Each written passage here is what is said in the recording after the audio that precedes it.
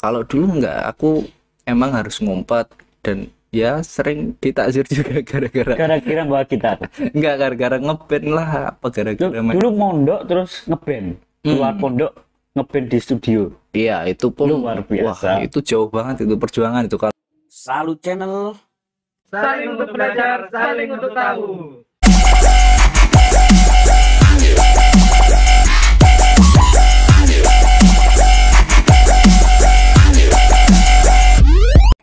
Assalamualaikum warahmatullahi wabarakatuh. Waalaikumsalam. Bertemu lagi dengan saya, host Salut Channel.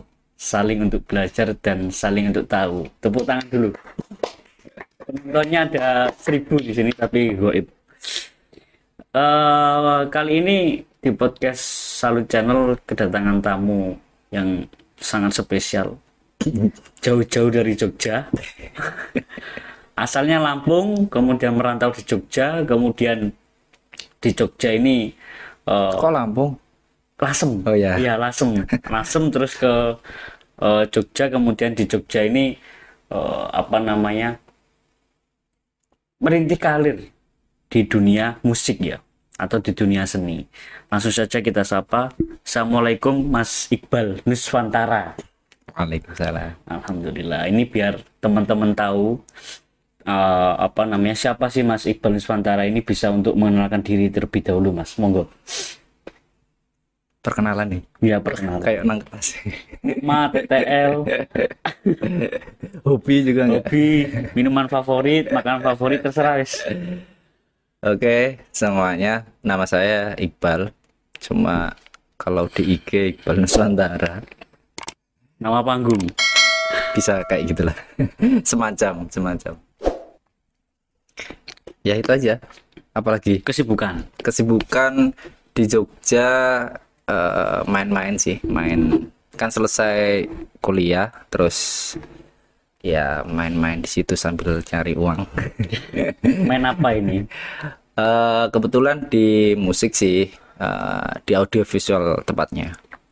Di audio. Jadi produksi musik, buat film, video klip dan lain-lain gitu. Tapi apa ini namanya? Nama manajemen atau nama studionya ada nggak, Mas? Nama studionya Procio Marekam namanya. Di YouTube udah ada ya? YouTube-nya. Ada. Proji kan ikut membantu mempromosikan ini. Iya iseng itu kalau yang di YouTube iseng. Proji Omar Kam. Mm-mm.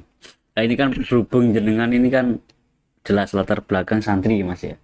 Insya Allah. Insya Allah santri, kemudian bergelut di dunia musik ya, dunia Ya, seni. ya.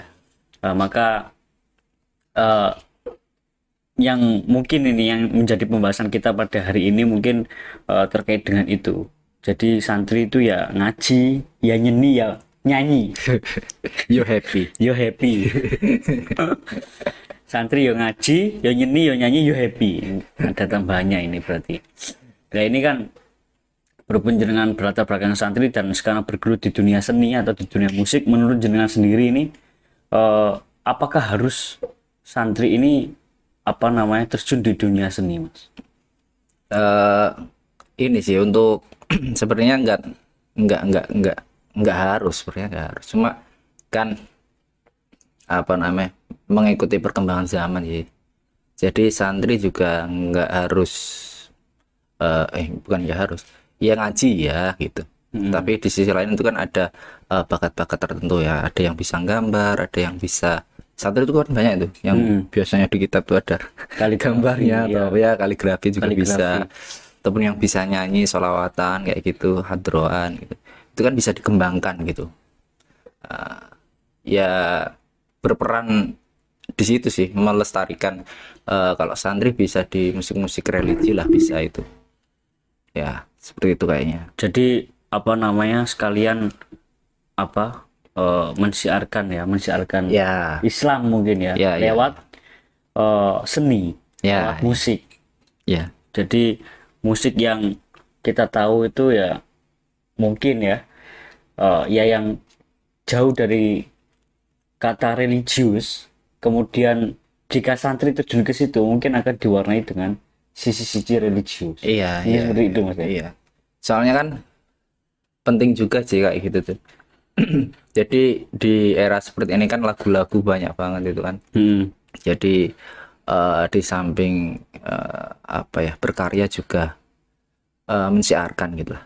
Bahasanya ya apa ya, berdakwah lewat musik. Itu kan bisa.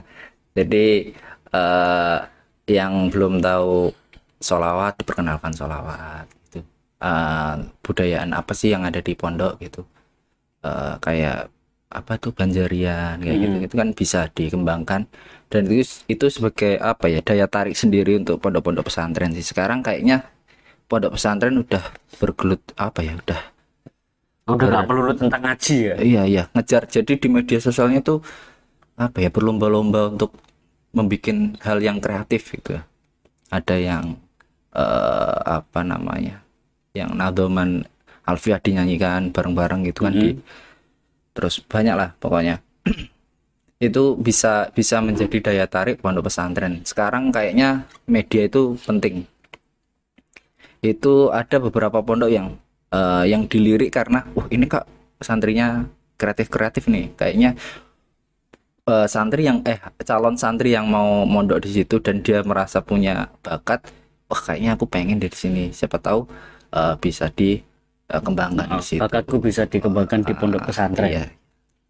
Jadi intinya santri juga harus kreatif, inovatif. Ya. Dan terus ini Mas, urgensi seni untuk santri ini bagaimana Mas? Urgensi yang seperti apa kayaknya? Jadi kan tadi kan santri kan bisa untuk terjun di dunia seni. Iya. Nah, kemudian seni sendiri bagi santri ini sebenarnya seperti apa Mas? Jadi santri ini melihat seni ini seperti apa? Kalangan santri lah, kalangan ya kalau kita ini kan NU ya. Ini melihat seni ini sebenarnya seperti apa Mas? Ya sementara ini kan udah dijadikan media publikasi dan apa ya, ya dakwah lah sementara kayak gitu.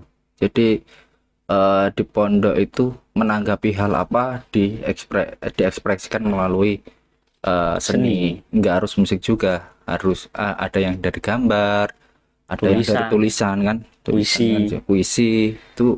Santri-santri saya yakin itu banyak sih yang bakat di situ, cuma jarang terekspos kayak gitu sih. Jarang ini ya apa namanya, ya jarang kelihatan di umum. Iya. Soalnya kalau yang saya lihat kan wis kadung ya, maksudnya stigma santri itu ngaji, atau kemudian kalau jadi santri ya otomatis nanti jadi ustadz, jadi apa namanya kiai, atau minimal jadi mudin lah minimal. Iya. Jadi mudin ini kan menjadi stigma di masyarakat. Nah kemudian kan kita sebagai apa namanya pemerhati lah ya, pemerhati dunia santri ya, katakanlah pemerhati dunia santri. Sebenarnya kalau misalkan kita bisa mengakomodir bakat-bakat santri itu, justru santri itu bisa di mana saja. Iya benar kayak gitu. Seperti ada yang apa namanya santri itu ada yang apa namanya berpolitik juga ada, wirausaha juga ada, kemudian apa namanya ini bermusik atau bergelut di dunia seni seperti jenengan ini juga ada. Iya. Tersesat kalau enggak, kalau dari dulu sih emang seneng ya, maksudnya kalau musik tuh apa ya, hobi terus jadi pekerjaan. Itu sih hobi yang menyenangkan jadinya, jadi dapat uang. Cuan. Hobi yang jadi cuan. Iya. Kemudian ini Mas, apa namanya kan sekarang ini banyak kan santri penyanyi yang di YouTube ini utamanya yang ternyata itu punya latar belakang santri. Ya, misalkan seperti siapa ya, VV lah, VV Zulfikar, atau kalau Nisa Sabian ini santri apa enggak? Kurang tahu. Kayaknya enggak sih, kalau enggak ya? Beritanya sih SMK ya. Kayaknya berarti enggak tahu sih intinya. Mungkin santri tapi enggak pernah mondok gitu ya Mas ya. Mungkin iya. Ya beberapa yang sekarang di YouTube ini kan banyak Mas. apa namanya yang berlatar belakang santri kemudian terjun di dunia musik, tarik suara, ngover lagu dan lain sebagainya ini. Nah menurut jenengan menanggapi itu bagaimana? Eh, bagus sih, kalau aku sih bagus kalau santri ya, kalau santri itu kan banyak di sisi lain banyak orang yang nggak paham eh, apa sih isinya sholawat ini, dan banyak yang beberapa ya yang salah gitu, yaitu perannya santri untuk membenarkan itu loh. Maksudnya ini liriknya yang benar tuh kayak gini, yang terus maksudnya itu apa ini.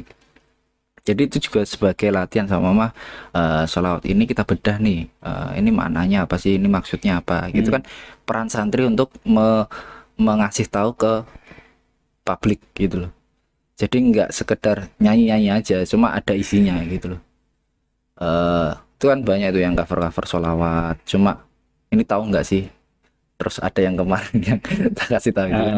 Itu liriknya salah semua. Dan jadi trending itu. Nah itu trending, bikin dinas salam, liriknya salah semua, nggak tahu ini maksudnya apa, video klipnya kayak priwet katanya.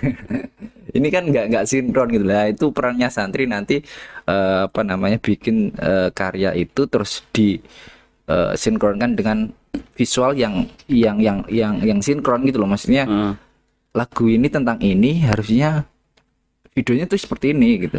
Ataupun kalau apa namanya alat yang kurang memadai ya semaksimal mungkin sama video biasa aja terus nyanyi gitu, cuma ada keterangan gitu. Itu kan juga sebagai apa namanya belajar lah nanti. Kalau ada pun salah nggak usah takut, maksudnya di situ nanti oh tahu salahku tuh di sini, maknanya yang salah ini, oh liriknya ini yang benar kayak gini. Nanti ada diskusi lagi gitu untuk membenarkan ini, untuk merevisi makna ataupun lirik kayak gitu. Kemudian ini Mas, apa namanya yang menjadi apa ya, yang menjadi alasan sampean kemudian terjun ke dunia seni atau ke dunia musik ini apa sih Mas sebenarnya? Kalau aku sih dari awal ini sih hobi, emang benar-benar hobi. Dari dulu di pondok itu ya gitar. iya. Boleh ya? Ya enggak, yang kalau dulu masih tabu ya, kalau sekarang kayaknya Udah biasa. terfasilitasi sih. Jadi pondok malah menyediakan studio itu. Kalau dulu enggak, aku emang harus ngumpet dan ya sering ditakzir juga Gara-gara bawa gitar. enggak gara-gara ngeband lah, apa gara-gara Dulu mondok terus ngeband. Keluar pondok ngeband di studio. Iya, itu pun luar biasa. Wah, itu jauh banget itu perjuangan itu. Kalau ke studio itu hampir 1 jam naik sepeda itu lewat apa namanya sawah tuh, tengah-tengah sawah gitu. Itu malam-malam kayak gitu naik sepeda, 1 sepeda 3 orang kayak gitu. Itu bisa main musik semua ya? Yang berangkat ke studio ini apa? Iya. Apa cuman Samanto yang main musik? Bisa semua. Cuma kan briefingnya di pondok kan, briefingnya ya lewat mulut aja, musik mulut gitu. Ntar kayak gini. Nah nanti di studio kita latihan apa yang kita. Terus ketahuan kan Tip? Iya pernah sih. Jadi diikat di pondok, diikat di pohon gitu, di lapangan pondok juga pernah. Dikalungin gitu. Di petar Mas? Ya? Di petar pernah nggak? Petal tuh apa? Digundul. Enggak. Nggak pernah ya, nggak sampai ya? Enggak. Berarti luar biasa, berarti pernah nakal juga ya Mas? Ya jangan ditiru, kalau yang lainnya jangan ditiru. Tapi akhirnya kan apa namanya? Akhirnya kan juga jadi Mas. Maksudnya kan hobi jenengan kan akhirnya kan sekarang kan tersalurkan. Dari yang dulu sampai ngumpet-ngumpet sampai keluar pondok demi ke studio band, akhirnya sekarang kan punya studio sendiri. Ya alhamdulillah itu sih. Ya proses itu. Proses. Jadi ya kalau nggak ada itu ya nggak akan jadi seperti ini. Itu kan melalui proses yang tadi. Proses yang keluar pondok itu. Nah, yaitu bolos dunia nggak itu, Bos? Enggak, itu malam sih. Lebih tepatnya kabur dari jam malam ya. Kabur dari pondok kayak gitu. Terus ini Mas, ini kita bahas agak lebih umum ya. Berhubung dengan sudah berapa lama Mas apa terjun ke dunia musik ini? Aku kalau udah musik sudah 2008 2009 udah lama. main 10 tahun lebih berarti. Cuma kalau bikin Studio. itu sih ya, studionya kecil-kecilan kayak gitu. Mulai tahun berapa ya? 2013 atau 14 gitu, sekitar itu sih. Mulai merintis dulu. Merintis ya 8 tahun berarti ya. iya sekitar itulah aku belajar gimana sih cara merekam atau memproduksi sebuah lagu kayak gitu. Ya berarti kan sudah cukup lama lah terjun di dunia musik ini kan. Menurut jenengan sendiri, dunia musik hari ini itu menurut perspektif jenengan bagaimana, Mas? Secara umum loh ya. Secara umum Heeh. musik ya Industri musik ini gimana? apa ya, kalau menurutku aku sendiri ya, aku tipikal orang yang jarang mendengarkan musik malah. Jadi musikku itu apa ya, referensi musik itu kalau kalau kalau orang biasanya bahasanya itu playlist gitu ya, playlist itu dikit banget. Karena menurutku apa ya, kalau lagu itu nggak ada yang unik menurutku ya, ataupun ini liriknya bagus nih, itu nggak tak denger biasanya. Makanya aku malah jarang kalau ditanyain orang itu lagu ini tahu nggak, kalau tuh pas kok aku nggak suka ya nggak tahu kayak gitu. Jadi Ya terus gimana, Mas? Dapat inspirasi itu gimana? Nggak pernah ngedengerin musik tapi bisa terjun di dunia musik, bahkan bikin musik ya. nggak tahu, justru itu malah kalau Inspirasinya dari mana ini terusan? Kan aneh ini kan. justru itu malah kayak ini, kalau kalau hal kayak kalau yang kayak gitu ya, biasanya teman-teman yang ada sih beberapa yang satu tipe kayak aku tuh malah yang sering bikin lagu kayak gitu. Jadi Nggak pernah dengerin musik tapi dia produktif bikin lagu. Jadi rasa takut itu berkurang. Maksudnya takut ini mirip ini karena nggak banyak referensi kan. Maksudnya nggak tahu ini lagunya siapa. Jadi orisinil milik sendiri ya, Mas. Iya, ide sendiri. walaupun nanti keluar kok ada miripnya ya maklum lah, dikit-dikit gitu kan. Ya kalau ditanya musik sekarang, aku kurang mengikuti sih sebenarnya. Tapi kalau aku kayaknya kayak gitu-gitu aja sih ya era sih. Kalau eranya sekarang tuh apa sih, boy band ya, apa Udah namanya, lewat boyband. K-pop ya K-pop kan, mungkin itu lebih ke digital kalau sekarang. Jadi Ya apa sekarang orang apa namanya eh, nyetel lagu itu ya MP3 dulu kan. Kalau sekarang kan banyak aplikasi-aplikasi itu, Mas, kayak Joox, terus apa Spotify dan lain-lain lah, yang semakin apa ya, semakin memudahkan kita lah untuk apa namanya mencari lagu atau mendengarkan musik dengan aplikasi-aplikasi itu. Jadi lebih ke apa, digitalisasi ya. Kalau sekarang bukan masalah itunya, lebih ke elektro kayak gitu. Musiknya itu kayak drumnya tuh drum MIDI elektrik kayak gitu. Oh ininya apa namanya, musiknya ya, kalau dulu komponen itu kan kalau dulu kan band ya, ada gitaris 1, gitaris 2, bass, drum, keyboard kan gitu. Kalau sekarang karena apa ya, perkembangan zaman, orang di kamar aja udah bisa bikin musik sendiri sekarang. Maksudnya tanpa harus ada player lain untuk ngisi gitu ya. Itu udah bisa bikin sendiri. Makanya sekarang banyak yang lebih ke elektro, digital musik lah ke situ. Jadi cuma model laptop itu udah bisa sekarang, banyak yang kayak gitu sih. Nggak perlu bikin studio, Mas ya? Enggak juga, iya. Modal laptop ada aplikasi studio apa musiknya itu langsung bikin sendiri kan sekarang juga banyak itu, nyanyi sendiri, gitar sendiri, ngedrum sendiri, terus dijadiin satu itu kan. Iya. Ya itu makanya potensi buat orang-orang yang apa ya, yang bisa musik walaupun ya dikit-dikit, itu masih ada kesempatan untuk situ. Yang penting memahami hal aplikasi ini apa sih gunanya kayak gitu. Kemudian ini, Mas, yang jelas kalau sebagai pegiat musik ya, pegiat seni lah, jelas kan ya, namanya plagiarisme ini no ya, plagiat, pembajakan apalagi, kemudian apa namanya, penjiplakan ini kan no kan. Nah tapi kan nggak tahu ya, dari dulu sampai sekarang ini kan permasalahan itu masih menjadi momok buat para seniman apalagi yang bergelut di dunia musik, Mas, sampai sekarang. Cuman Bedanya kan sekarang kan lebih ke ini apa namanya, apa ya, ya balik lagi tadi ke masalah digital tadi. Kalau dulu ini kan mungkin kan kaset kaset bajakan itu kan, kaset bajakan yang harganya 5.000 udah dapat 50 lagu. Iya, iya. MP3 itu kan, tapi sekarang kan agak susah itu kita nyari CD yang kayak gitu. Eh, Era juga sudah berganti. Para pembajak-pembajak ini masih ada lah. Menurut jenengan untuk mengatasi itu, mengantisipasi pembajakan ini bagaimana, Mas? Susah itu kayaknya. Maksudnya orang apa ya?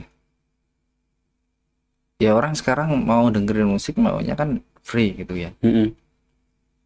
Jadi susah untuk yang kan kalau di Spotify itu ada yang free, cuma kan dia nggak bisa pilih gitu ya. Maksudnya mau mau ngeplay lagu ini harus ngelompatin lagu, harus apa, ngeplay lagu lain dulu baru ke situ kan gitu. Jadi ada yang namanya akun premium gitu. Itu orang jarang yang sadar hal itu ya. Enggak musik aja, semuanya film apapun kan pengennya yang Instan, yang gratis gitu kan. gratis. Kalau pembajakan hal itu kayaknya ya butuh peran Pemerintah ya. pemerintah. Itu nggak bisa sih kayaknya, sulit deh kalau Indonesia ini kayak gitu. Soalnya masyarakatnya pengennya gratis. Iya. Ya kalau gini sih, kalau kalau ada hal kecil pun kita nggak dicegah ya, kayak apapun lah, di laptop itu berapa sih aplikasi yang kalian ori ataupun kalian beli itu apa sih gitu. Nah, itu dari aplikasi ya, apalagi ya lagu ya agak susah juga. Tapi industri tetap akan jalan walaupun ya pincang sih, tetap jalan gitu aja, cuma nggak sepenuhnya. Itu kan nanti lebih ke efeknya kan ke kreatornya kan ya, sama band ya, musisinya kayak gitu, lebih ke situ. Terus ini Mas, apa namanya? Diminum dulu Mas barangkali. Oke.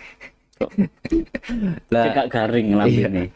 Kalau di YouTube udah ini sih, udah ada yang namanya apa namanya, lisensi Copyright gitu ya. copyright. Itu bisa kita punya lagu, kita bisa melisensikan, itu bisa sekarang.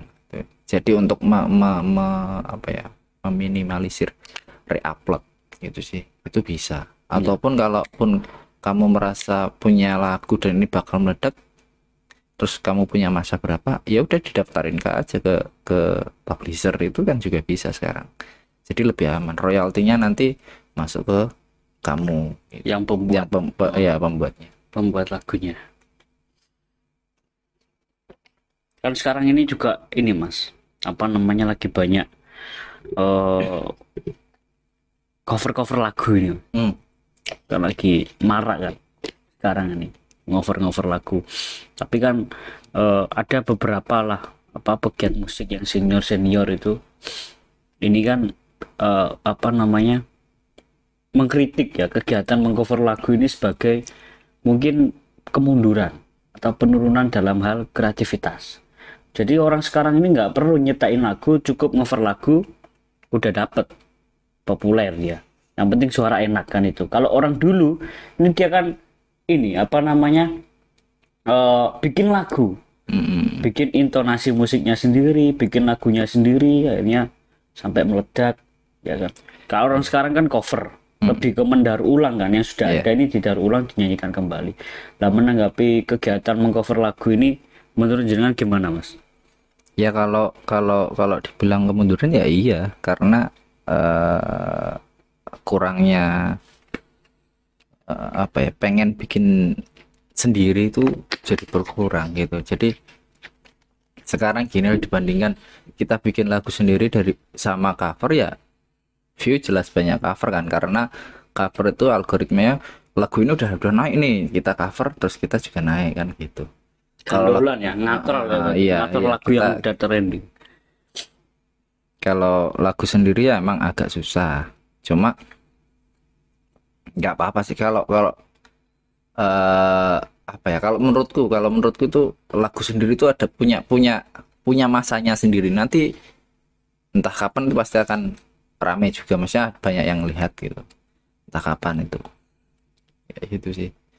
Terus terakhir ini Mas, apa ada nggak kesan dan pesan jenengan untuk teman-teman ini, khususnya teman-teman santri ya, terkait dengan ya kreativitas santri, bahwa santri itu juga juga apa namanya bisa lah untuk terjun di dunia seni, apalagi dunia tarik suara. Ada nggak pesan dan kesan jenengan? Ya pesannya yang utama tetap ngaji gitu ya, yang Kewajiban ya, iya, kewajiban kalian ngaji ya di sela-sela itu kan ada waktu ya apa ya, ya bikin kreativitas lah kalau santri itu, karena gini ya, kalau bukan kita yang memulai ya siapa lagi gitu. Jadi kita nggak cuma ngeritik, oh ini nih salah, ini kurang, ini jelek, ini, cuma kita harus mengkritiknya dengan cara ya kreatif, itu kita bikin yang ini loh yang bener tuh kayak gini, kayak gitu sih. Jadi perannya santri kayak gitu. Kalau aku pernah dibilangin ke orang itu kayak gini dulu, apa namanya, yang adzan di musola itu kan mbah-mbah kebanyakannya. Kalau sampai sekarang di kampung kan ya, sampai sekarang gitu itu kan mbah-mbah itu kan banyak yang ngerti, wah suara kayak gitu.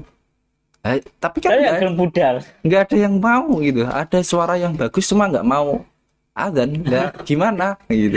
Ya itu bisa kita terapkan ke situ. Kalau kita merasa kita tuh punya suara ataupun kita punya kreativitas yang bagus, ya udah kita harus bahasanya ke musola itu untuk adzan gitu loh. Biar aksi lah ya. Iya sih, biar nggak cuma komen aja ngomong tok lah. Nah, itu harus kayak gitu. Kalau enggak ya selamanya itu yang jalan gitu loh, yang adzan ya orang tua ya, orang tua itu kalau bahasanya gitu. Kalau diterapin ke situ loh ya. Kalau enggak kita ikut ke situ loh, maksudnya aksi ya adzan ya kita ke musola harus adzan. Harus dimulai lah gitu. Kalau untuk santri-santri ya kayak gitu sih. Itu analoginya Mas ya. Iya, aku dulu pernah diomongin kayak gitu, terus aku merasa iya sih. Aku dulu kan nggak ke sholawat ya, nggak ke religi ataupun lagu-lagu Islami gitu, nggak. Aku emang umum dari dulu itu umum, karena dulu musik-musik sosial, musik kritik sosial ataupun lagu-lagu puisi, pop kayak gitu. Aku dulu ke situ, cuma terus kena apa namanya omongan itu, tak pikir-pikir iya bener sih, ya udah aku tak bikin sholawat iseng. Waktunya awalnya emang iseng karena suka sih. Wah ini lagu ini nih aku suka, maknanya bagus, udahlah tak bikin sederhana. Itu sederhana banget itu.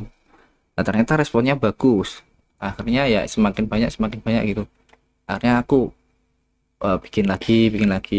Itu kan apa ya terjebak jadi identitasku sekarang. Orang taunya ya aku bikin musik religi, padahal dulunya enggak ke situ. Itu karena harus tak mulai, ini kayaknya harus ada yang kayak gini gitu sih. Ya kayak gitu, jangan takut salah. Ya nanti pokoknya berjalan sambil berjalan. Ya dijalanin sambil belajar kayak gitu. Berarti intinya apa namanya, gak omong tok ya, tapi harus menunjukkan dengan aksi juga. Iya berani belajar, jangan takut salah. Udah gitu aja. Belajar jangan takut salah. Takut salah jangan belajar. Takut salah jangan belajar. Takut belajar apa? Bantu orang tua di rumah aja. Itu kalau motonya ya itu dulu. Oh di belajar ya wis nang omah ya wangi wong tua daripada gak lapo-lapo. Iya. Nang omah gak lapo-lapo. Kalau kulkas aja aneh gunane kan ngadem ke panganan. Mosok gak lapo-lapo ya.